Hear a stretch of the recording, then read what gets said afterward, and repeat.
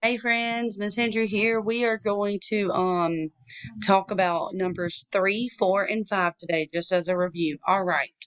So our poem was around and around just like a bee. That's the way you make a 3. Around and around just like a bee. That's the way you make a 3. All right, and here is a hand holding up 3 fingers.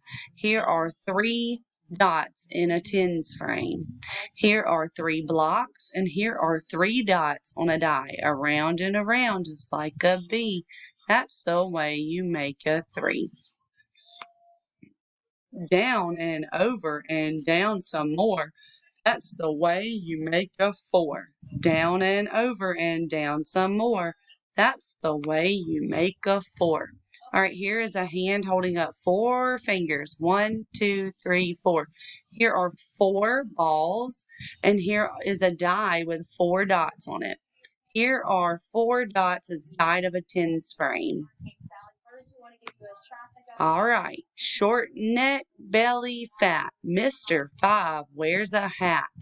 Short neck, belly fat. Mr. 5 wears a hat. Very good. All right, so let's look. This is what 5 fingers look like. 1, 2, 3, 4, 5 flowers, and then a die with 5 dots on it.